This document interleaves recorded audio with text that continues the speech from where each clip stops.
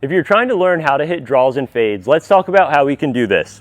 So when we're trying to hit a draw, what do we need? For a right-handed player, I want this face to be open to start this ball over to this right side, and I want the path to be a little bit more into out to get this ball to work its way back to the left. A fade is going to be the opposite, where I want this ball to start left and carve its way back over to the right here. So I want to have a little bit more of a closed face to start it left, and out to end path is going to help it carve itself back over to the midline or back over to the right.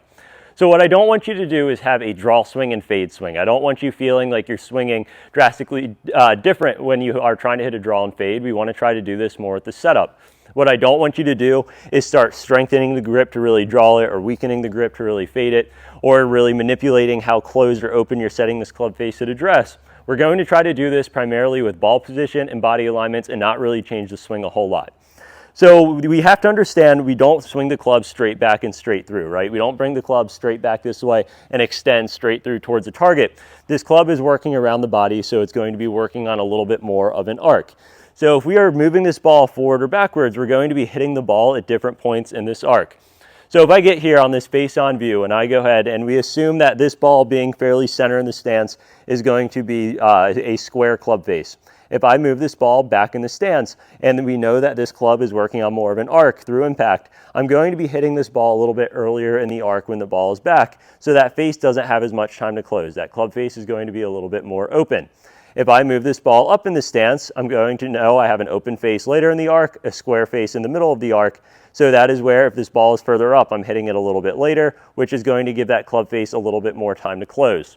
So if we are looking at this down the line from a path perspective, if I move this ball back in my stance, I'm going to again be hitting it earlier in the arc, so that club hasn't started to work its way around the body yet. So if I'm hitting this ball a little bit earlier in the swing arc, that path is still going to be working a little bit more into out, or moving the ball back is going to replicate more of an into out path. If I move this ball up in the stance, this is where that club is going to work its way around this arc, kind of hit its neutral point, and now it's going to start working and carving its way around my body, which is going to start working left, or it's going to start replicating a little bit more of an out to in path. So if we are trying to draw the golf ball, we want that ball to move back very slightly. That is going to allow us to hit it a little bit earlier, which is going to keep the face a little more open, and it's going to replicate a more into-out path. If I'm trying to hit a fade, I want that ball to position to be a little bit more forward.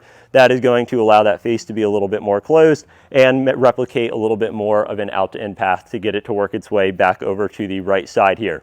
So let's just take a look at a few examples with this. So this is a fairly neutral shot for me. We can see that the path is 0.2 degrees into out, and the face is very slightly closed, about 0.9 degrees there. So if I go ahead and I start to move this ball back in my stance, what you're going to see is it's going to start further right, and that path number is going to go up drastically from 0.2 and be much more into out from there. So that ball clearly started over to that right side. Path number is going to go up drastically. So my club face opened a couple of degrees, and that path is now shifted from at 1 degree into out to 9.7 degrees into out. So let's go ahead and move this ball up in the stance a little bit. So I'm going to move this ball up to the front of the stance here, and I'm going to go ahead and hit a shot, and we will see how these numbers change. You should start seeing some negative numbers pop up rather than positive, which is going to be a little bit more closed and a little bit more out to in.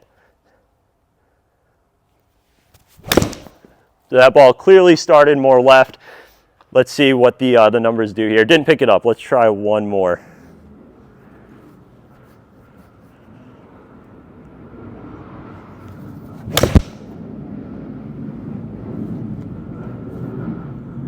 There we go. So you can see that that club face started to close itself, became a little bit more negative, and that club path went from almost 10 degrees into out, and just by moving the ball position up, it went to 3 degrees out to in, making fairly similar swings. Wasn't trying to feel way more into out or way more over the top on either of those, and you can see we get drastically different shot shapes.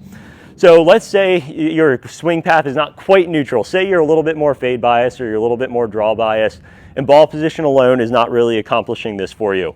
We can start to change the body alignments a little bit, where if I am a player that has trouble drawing the ball, moving it back, doesn't really quite do the trick for me fully, I can start to close the stance a little bit, meaning that back heel is going to drop back and or the front foot is going to work forward, or we can do a little bit of both to make sure that stance is a little bit more closed. We can do the same thing with the shoulder lines. We can get this front shoulder dropping back, or back shoulder is kind of dropping back, front shoulder is working its way forward to kind of close itself along with my feet.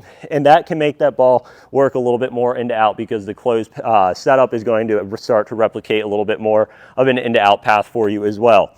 So if I move that ball slightly back, I start to close my stance and my shoulder alignments, you're going to see this ball is going to sling pretty hard. Ball starts very right, club path is going to be massively into out, should see a really big slinger there. So let's go the other way with it. So for a player like myself, I tend to be a little bit more draw biased, and I have trouble fading it a little bit more than I do drawing it. So I'm going to move the ball up in my stance, and a lot of times what I'll do is I will drop this back foot, maybe open the shoulders a little bit, going the opposite direction from the draw, and from here I will make a fairly similar swing with the ball up with a little bit more open alignments here. And we will see what we get compared to that last shot. So we are going to see face is going to be a little bit more closed with the ball forward. That club path is going to be working a little bit more out to in than the last shot, produces a shot that fades a little bit over to that right side. So if you are trying to learn to hit draws and fades, that is what I recommend you start with. Work that ball position, work the body alignments, but don't start trying to have a massively different swing where you're really trying to loop it under for a draw or really trying to cut across it for a fade.